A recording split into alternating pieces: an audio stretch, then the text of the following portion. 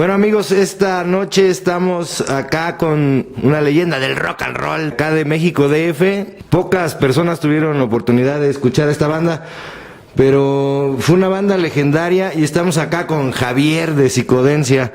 Pues realmente fue prácticamente una casualidad. O sea, yo ya escuchaba rock y esto desde que estaba chavito. Por ahí me empecé a clavar en la música por ahí de los 9 años, yo creo. 9, 10 ya empecé a conocer bandas, oía de todo, rock en general. Y en la secundaria me toca estar en el mismo salón que Manuel, el baterista. Javier García, tu hermano y yo fuimos juntos desde la secundaria, nos conocemos cuando teníamos, 13, 14 años. Éramos unos verdaderos escuincles. Y ahí en estas cosas de la vida, un día descubrí que su portafolio tenía unos stickers con nombres de bandas, Motley Crue, Wasp, tenía ahí a Def Leppard. Entonces, yo que estaba en ese momento de mi vida como despertado también al rock, mi papá me regaló un disco de 14 años que me despertó al rock, y mi entrada al rock fue con el rock progresivo. Entonces descubrí a través del rock progresivo pues el rock, ¿no? Ejecutantes, maestros, etcétera, etcétera. Y entonces descubro que tu brother en la escuela tiene su portafolio con estos stickers, y dije, un día le pregunté, le dije, oye, ¿te gusta el rock? Me dijo, no, sí, claro. Ya, de ahí empezamos a llevarnos y me mostró mucha música. Él estaba mucho más avanzado que yo en temas de heavy metal, ¿no? Era un poco más fresón, más en lo progresivo. Pero eso me abrió completamente la cabeza, ¿no? O sea, tienes 15 años y de repente descubres el rock y dices, wow, ¿cómo puede ser posible sentir esto, no? O sea, esta cosa me llega. Y nos hicimos muy, muy amigos. Me lo jalé a la onda del rock and roll. Pues de esta amistad salió de inicio la banda. Estábamos saliendo de tercero de secundaria. Ya traíamos en la cabeza lo de hacer una banda de rock. Y Manuel, justo terminando tercero de secundaria, me dice, si lo vamos a hacer, lo tenemos que hacer ya. Y en eso fue que se nos ocurrió que un día deberíamos tener una banda. Entonces sí, lo planeamos y entonces nos encantaba escabullirnos a la bodega de la escuela en la secundaria, y entonces ahí estaban los instrumentos de la rondalla de la escuela, y entonces ahí era la única oportunidad que teníamos de tener contacto con instrumentos reales. Jamás en la vida habíamos hecho eso, entonces lo hicimos juntos, y eso yo creo que fue la chispa que detonó el no, sí, tenemos que hacerlo. O sea, ya que tuvimos en las manos un instrumento, dijimos, no, esto tiene que dejar de ser un bonito deseo y se tiene que convertir en una realidad, porque esta cosa nos mueve, ¿no? Estás chavo, te comes el mundo. Y así, pues Manuel fue el que me dijo eso. Yo le dije, órale. Yo no sabía ni qué iba a tocar ni nada, yo nomás quería estar en una banda. Todavía no tocaba ningún instrumento. No. Manuel se compró la batería, fuimos por ella al centro, me acuerdo, y le anunciamos a otros cuates ahí de la pandilla, digamos, que íbamos a hacer una banda, y casi le entró quien quiso entrar. Luis se apuntó, Luigi, y él sí ya tenía cierta noción de guitarra muy leve. Y fue cuando salimos de la secundaria y entramos a la preparatoria que hicimos el grupo, y en un principio no teníamos la menor idea de quién iba a tocar la guitarra, no conocíamos a nadie que tocara la guitarra, y un día en una fiesta conocimos por el Ruli, que es un amigo de tu hermano, y el amigo de otro amigo, conocimos a Luigi, y Luigi resultó ser un tipo que tocaba la guitarra. Le dijimos, ¿quieres tocar en una banda? Nosotros somos tu banda, ¿no? Estábamos chavos y queríamos tocar rock. Esa era la base. Y ya, bueno, poco a poco nos fuimos más bien que orientando por los gustos de cada quien, ¿no? Y ahí comenzamos a probar, primero a tocar covers, después ya nos inclinamos a un estilo que estábamos escuchando en ese momento, ¿no? Que era el punk. Y otras cosas más, ¿no? Entonces, no sé, eran ensayos en casa de Manuel, recuerdo que todos los ensayos eran un desmadre. No sé, recuerdo los licuados de Doña Lola, las megapedas ahí en casa de Manuel. Un buen de cosas chidas. Pues ahí comenzamos a investigar y a tocar y se fueron haciendo las rolas así.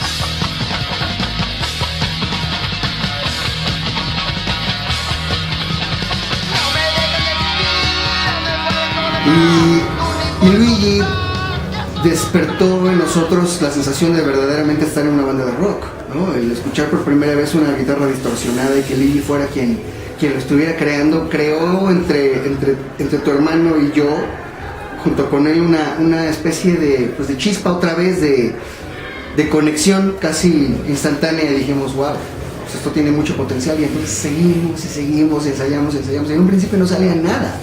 Ninguno de nosotros sabía tocar bien, ¿no? Yo había tomado clases en Casa Berkham 6 meses y ya a partir de ahí todo era lírico. Pues comenzó a ir a la cerrada, veníamos aquí a esta casa, veníamos a fiesta y ya nos fuimos integrando con él y ya no recuerdo. ¿Tú recuerdas quién fue el de la idea del grupo? Manuel me dijo en la secu, teníamos unos mesitos de conocerlos a ustedes. En ese entonces yo me gustaba mucho The Court. Me gustaba este güey, el Dave Navarro, como tocaba la lira. Me gustaba Billy Duffy. Bueno, ya dije de Cole, ¿no? No sé, varios. Entonces, lo que hice pues era como una mezcla de todo eso, ¿no? Y ponerle un toquecito de cada quien, ¿no? Pero lo raro es que eso salía en el momento. Y lo que sí me acuerdo que eran unos atascones bien cañones con el delay, cabrón. Ese era un agasado, ¿no? Pues así fueron saliendo las cosas poco a poco. Yo conocí al Ronnie en la primaria, tuve muchos años de no verlo, y después me los encontré en una fiesta de ahí de la nueva, y yo traía mi playera de Slayer. Y por eso el Ronnie ya me aceptó, porque antes me había visto con playeras de Rat y no, como que no se le hacía una seguirme la corriente con mi playera de Rat con el tiempo. Iba el Pujos, el Patán, y después empezamos a ir ahí a la privada afuera de casa del Rolly, que era donde. Y ahí, ya que se conformó la banda, nos juntamos primero 5, 2 guitarras, cantante, baterista. Y al final, bueno, yo les decía que quería tocar la guitarra, pero como ya estaba Luigi que tocaba la guitarra y Javier Rosado también quería tocar la guitarra, él al final se tardó en entrar. Otro cuante entró a la guitarra, yo entré al bajo, que aparte por ahí me dijeron, esa parte es lo más fácil de agarrar la onda. Y como yo no sabía tocar nada, poquito de piano, y me apunté al bajo.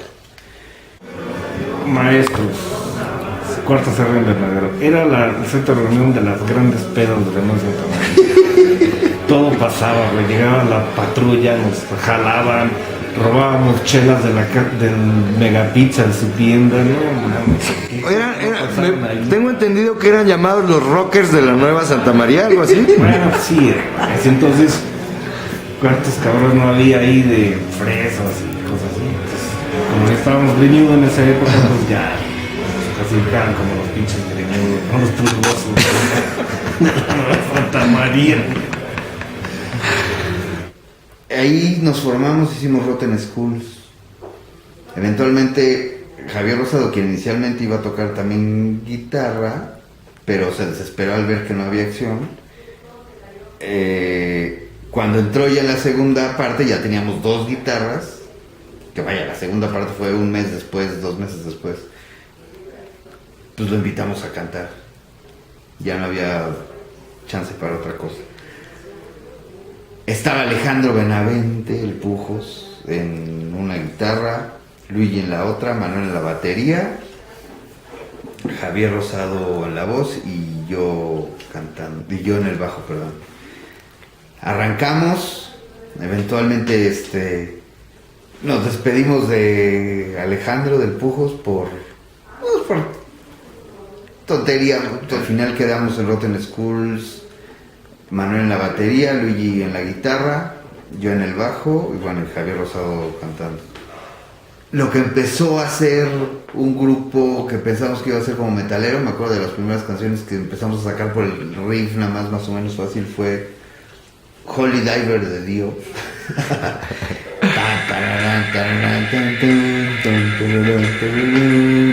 Que por cierto en un comercial le dieron a la torre, no sé si lo viste. De jabón. Era tocar en fiestas, empezamos a tocar en tocaditas organizadas por gente que conocíamos, tocaditas en los patios, en los jardines de la casa. Nos encontramos con que comenzamos a tocar en ciertas tocadas heavy metaleras o de thrash y para ellos resultamos ser un poco fresas o no tan fuertes como se hubiera esperado porque no queríamos tocar rudo, rápido y sin sentido. Queríamos tener en algún momento cierta participación musical, había que adornarla, había que sentir un poco también la música, ¿no? Estábamos conociéndonos como músicos. Empezamos con covers, oído, tum tum tum, pisando sobre los trastes.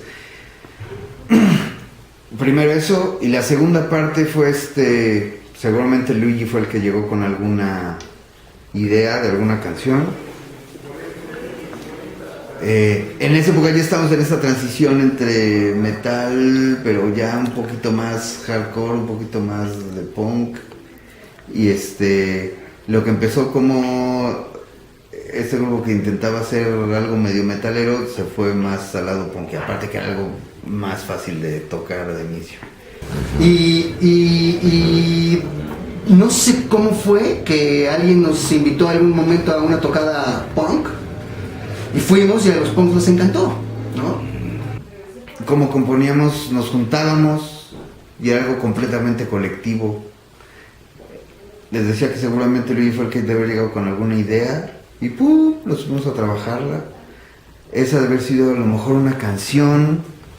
Pero en un principio fue un poco raro porque no nos parecíamos punks, no éramos punks, no teníamos la vestimenta punk, nunca la tuvimos, ¿no? Y en algún momento tuvimos que aclarar, la gente nos preguntaba en los fanzines o en en el chopo, oye, ¿qué onda con ustedes? ¿Están traicionando a los thrashers? No, simplemente nos pusimos a hacer música, veníamos a tocar, no sabíamos dónde cabíamos y pues quien nos invite, pues ahí vamos. Y en esa época entonces todo el mundo empezó a invitarnos y empezamos a ir a todo. Bueno, empezamos a ejercitar con soniditos punk, ritmos básicos, tumpa, tumpa, tumpa, tumpa, y los 4/4 también muy básicos. Y a lo mejor de las primeras que sacamos una que se llamaba Skate or Die, porque estamos también en ese rollo de las patinetas y esto. Y pues nos encantó.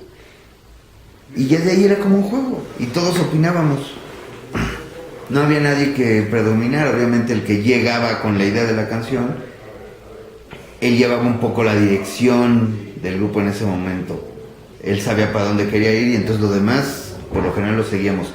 Ya sobre la marcha, como íbamos avanzando, se empezaba a echar a andar la maquinita de la colaboración y todos opinábamos, deberíamos hacer esto, porque no, aquí le podemos hacer esto, hacer un momento, palomeando, hasta que quedaba armada una canción. Siento que los ensayos eran un punto muy íntimo, ¿no? O sea, realmente no había diluciones, no había otra cosa más que ir a darle, ¿no? Y dedicarle el tiempo a lo que más queríamos, a lo que más nos gustaba. Pues eran cruciales, ¿no? Y era en donde pues realmente se discutían como los hilos, ¿no? De qué iba a constar la banda, o de qué estábamos hechos. Esto que hubiera trascendido, más seguro, los créditos siempre hubieran sido para todos, porque sí era algo completamente colectivo.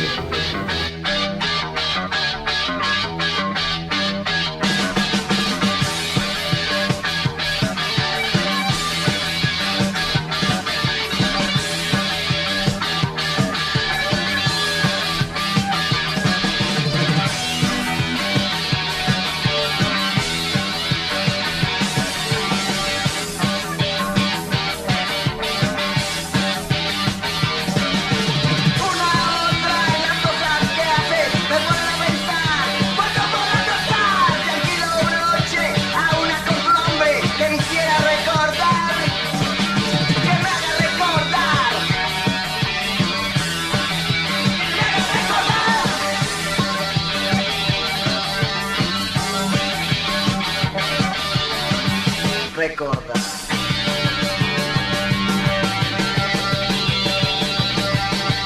Sería difícil de encontrar alguien con tu rostro y tu voz. Podría en un burdel o en desforestar. Con un tipo como el tuyo me quisiera besar. Con un tipo como el tuyo me quisiera suicidar.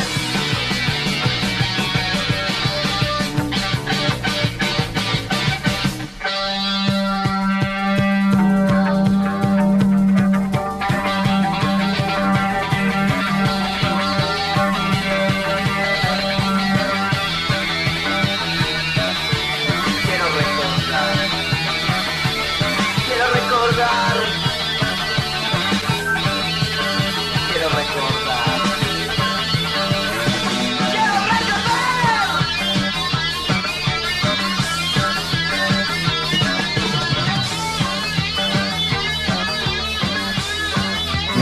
Bueno, es que Rotten Schools empieza en el 87, creo. Y Psicodencia debe empezar 89, yo creo, por ahí. Sí, porque el disquito lo grabamos en el 90. Psicodencia empieza por el 89, hemos de haber estado un par de años como Rotten Schools. Picamos ahí un poco de piedrita, que fue toda esta etapa en la que te gritaban más, como Psicodencia ya no nos tocó tanto, sí nos llegó a tocar, pero mucho menos porque ya nos ubicaban por Rotten Schools. Y 89 seguro empezó Psicodencia.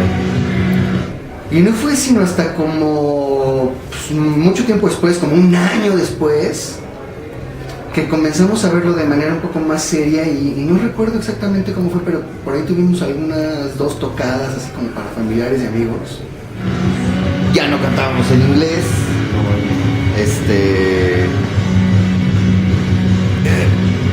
No quisimos invertir tiempo en buscar cantante, y yo también les dije que igual yo me aventaba, que probábamos. Probó y quedó que el Gangas cantara. Y tocamos y entonces sentimos lo que era tocar en vivo. Y a partir de ahí yo creo que nos enamoramos con eso.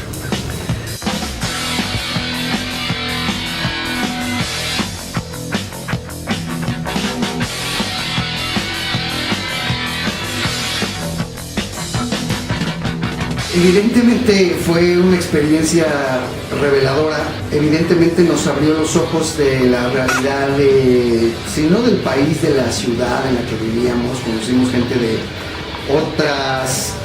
otros pensamientos, otros intereses. La música finalmente nos llevó al Chopo. Al Chopo fue ir porque yo en esa época ya estaba un poco en la cosa esta del heavy metal, Iron Maiden, Judas Priest, cositas así. Y En algún programa de radio escuché del Chopo. Compraba también la revista Rock Pop, me acuerdo. Y Conecte Rock Pop. Y pues ahí el asunto del Chopo era casi inmediato. Llegué a ver la sección de cartas o en alguna editorial te mencionaban el Tianguis Cultural del Chopo. Y ahí caí como cuando iba en sexto de primaria, yo creo. Muy loquísima. La primera vez que fuimos, nos llevó mi mamá, mi hermano Héctor y a mí. Llegamos, nos hemos de haber ido en metro, a lo mejor, ya no recuerdo, o en coche, como sea, lo estacionó mi mamá. Vamos entrando a esta calle y lo primero que empiezas a ver antes de llegar a la calle es esta gente que dices, oh, estos no me los había visto en la tele, no me los había visto, no, ni en la tele, en revistas, ¿no? Y ya que llegabas a la calle de Chopo y dabas la vuelta a la esquina, veías este universo de punks, más que nada, alguno que otro todavía con la facha medio hipiosa, otros más rockeros tradicionales, digamos, metaleros, y fue algo choqueante, apantallante, y muy emocionante, porque yo iba con esta mezcla de emoción y de miedo. Los punks eran muy impresionantes. Recuerdo que no íbamos caminando cuando recién entramos a la calle de Chopo, antes incluso de llegar al museo. Había un punk con su grabadora y empezó una canción, se emocionó y empezó a gritar, pero gritar bien. Y me acuerdo que yo volteé, pero así sobresaltado, y yo creo que los tres, mi mamá, mi hermano y yo, ¡pum! Y me acuerdo que volteé a verlo, tenía así de frente este tipo grandote, yo lo vi grandote, pelos parados, todo este look punk, que para mí en esa época también era muy desconocido. Mi acercamiento más cercano al punk habrá sido The Clash en esa época, y era la época de rock de Casbah y eso, que ya The Clash estaba en otro rollo. Y de ahí pues me llegó más el amor, ya después de ese trago de sorpresa inicial, de esta mezcla de miedo y emoción, ya fue muy fácil ir de nuevo al Chopo, porque ya te sentías parte de algo, ya no eras el invitado nuevo, ya desde la segunda vez te seguías sorprendido, seguías viendo aquí, seguías viendo allá, y pero ya no eras como el invitado, ya habías comprado algo, ya te habías inmerso en esa cultura de la compra, del intercambio un poquito y eso. Y me clavé más en el metal y bueno, en esa época justo cuando estaban metaleros y la onda con la banda, esto que les platicaba de Manuel era hacer una banda, vamos a tocar algo más o menos metalero, empezando a sacar canciones de otros grupos, de grupos gringos, yéndome por lo basiquito. Conocíamos a 2-3 personas por ahí que tocaban y entonces ellos te daban un tip, te daban otro. El primero que compré, el chavo que me lo vendió, también me soltó, hay varios tips. Y y de oído, y exigiéndote un poquito más. Obvio, yo en esa época yo ubicaba a Steve Harris, por ejemplo, ¿no? El bajista de Iron Maiden. Como así de los más destacados, al menos de lo que me gustaba escuchar. Y de los más lucidos. Yo sabía que en ese momento no iba a hacer eso ni de chiste. Digamos que esa a lo mejor pudo haber sido de mis primeras inspiraciones. Y cuando empecé a conocer más el rollo del punk también me empezó a atraer porque le daban más predominancia al bajo que en el rollo metalero. Y sacar bajos punks básicos, la verdad es que es súper fácil. Luego compartíamos el amplificador de guitarra. A Ernesto lo conocimos en el Tianguis del Chopo. Recuerdo que lo conocimos en la época en la que vino Jane's Addiction de forma no oficial. Yo creo que sin el apoyo de Ernesto no hubiéramos podido llegar a tantos lugares, o al menos no tan rápido. Tanto Psicodencia como todo el grupo de amigos nos hicimos muy cercanos a Ernesto debido a que nosotros éramos unos adictos a los nuevos sonidos que se gestaban por aquella época, y Ernesto era nuestro proveedor oficial. Ernesto nos hizo descubrir bandas como Sonic Youth, bandas muy importantes para psicodencia, como podrían ser No Means No, The Jesus Lizard, Pixies, toda la onda grunge de aquella época y garagera, Nirvana, Soundgarden, Mudhoney, Tad, Cosmic Psychos, los Fustones, diferentes sonidos que nos influenciaron a unos más que a otros. Cada uno tenía ahí sus bandas predilectas. Tal vez el más común podría ser Pixies. De empezar a escuchar el rollo punk, a mí me encantaba este sonido medio Motorhead también, o como lo que hacía Exploited, que jugaban más con el bajo, no hace nada más el tururururururururururu, sino que, por ejemplo, canciones como Horror Epics del hay otra que se llamaba God Save the Queen de los Exploited también el bajo muy interesante, una canción oscura muy diferente a lo que suele hacer Exploited. Después llegó a mi vida Killing Joke y también unos bajos muy locos. Y pues eso fue lo que me fue nutriendo de entrada. Años después ya oyes a Primus y es algo completamente alucinante y loco, increíble.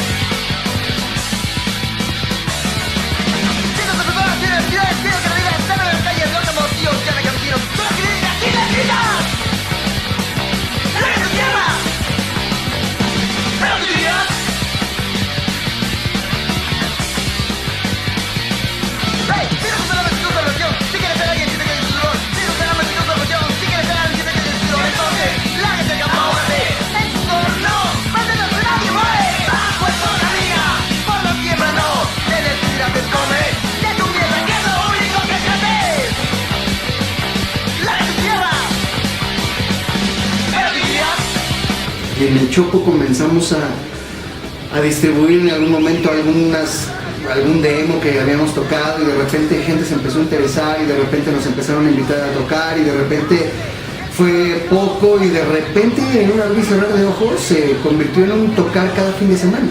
Como que a ustedes los querían ver como si fueran los güeritos de las lomas. Cuéntenme un poquito cómo era ese feeling. A ver, aquí ¿Qué les llegó? Una buena historia de eso. No, bueno, sí tienes un punto, porque sí, como dices, en la nueva tal vez éramos así los cabroncitos al menos de vista, ¿no? Porque la verdad es que éramos súper tranquilos. El estar tocando cada fin de semana y el estar participando en ese tipo de eventos tan cercanos a la gente, tan crudos, o sea, sin parafernalia, sin equipo de audio bueno, o sea, en ese aspecto tan rudimentario de la música, que era lo que nos unía, descubrimos a mucha gente que pensaba muy distinto, mucha gente que pensaba como nosotros en algunas cosas. Sí, eso está muy chistoso el contraste, y nos gustaba, obvio, sentir eso. De estar ahí, vamos al Chopo, conectamos tocadas ya con la gente de Atóxico, de Pactum, de Anarcus. Ellos nos echaron la mano, la verdad, bastantito,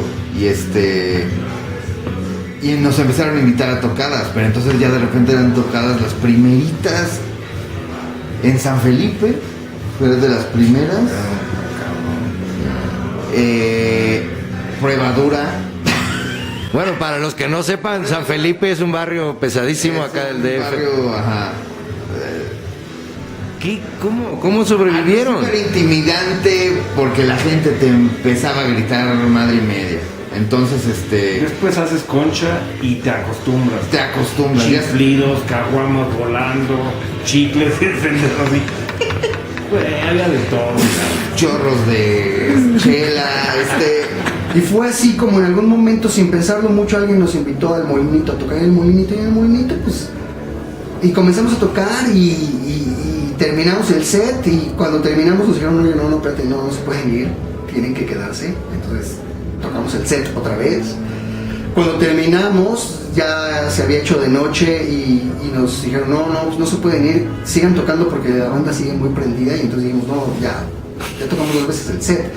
Y entonces alguien por ahí dijo, no, nosotros tenemos una banda, aquí hay varios de la audiencia que tienen una banda, entonces pues préstenos los instrumentos. Y nosotros dijimos, sí, entonces pues, tocaron algo así como otra hora.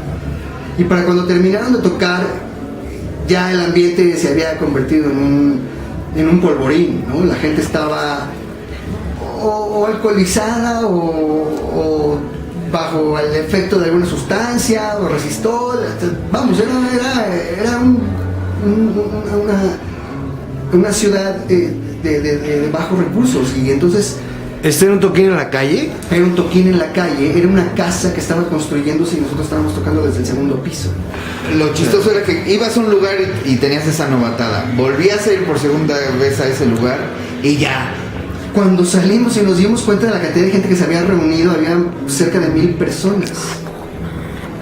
O sea, había gente por todas las calles en 4 direcciones. Y entonces en algún momento dijimos, ¿cómo vamos a salir de aquí? Porque además yo había dejado el coche justo enfrente de la casa, ¿no? Entonces para salir había que... No faltaban los 5 o 10 que estuvieran ahí gritándote, pero ya en general la banda ya se prendía. Ya no era 1/3 de la tocada la que te estaba queriendo bajar, ya era un grupito chiquito. Ya como al año, ya la banda te dijeron, se lo rifó chido, carnal. O sea, ya te lo ganaste. Esa es una de las ocasiones en la que, yo creo que en esa ocasión descubrimos básicamente que en algunas cosas tendremos que empezar a decir que no. Y entonces ahí fue cuando realmente me pegó el tema de, no, esto se puede poner importante. En esa ocasión, cuando ya nos íbamos, resulta que la guitarra no aparecía. El chico al que se la prestamos dijo de repente, no, pues no sé, yo la dejé ahí. Y empezamos la búsqueda y empezaron ellos como a molestarse porque estábamos dudando de ellos, ¿no? Y era una situación un poco incómoda, pero Luigi estaba empeñado en que la guitarra tenía que aparecer y nosotros ya le decíamos, bueno, Luigi, si no aparece ya también, sí, no importa, vámonos. Y de repente la guitarra apareció y entonces los ánimos se calentaron. Porque ya era un enojo de, bueno, pues ya sáquense de aquí, ¿no? Y entonces tuvimos que salir del coche, al coche, entre toda esa multitud. Más allá de las tocadas, que también pues eran muy, pues muy divertidas, ¿no? Muy, de repente muy sufribles, porque tenías que cargar con pues, el equipo, y que si a alguien se le rompía algo, o te robaban esto, o se empezaban a golpear y se cancelaba la tocada, como que esos momentos en comunión se vuelven, trascienden, ¿no? O sea, uno mismo, ¿no? Se ve con los cuates y con estos hermanos y sabes que hay algo más, ¿no? Sabes que hay una vinculación. Y pues siento que de ahí se desarrolló mucho la fraternidad, más allá, o sea, de la amistad que ya teníamos.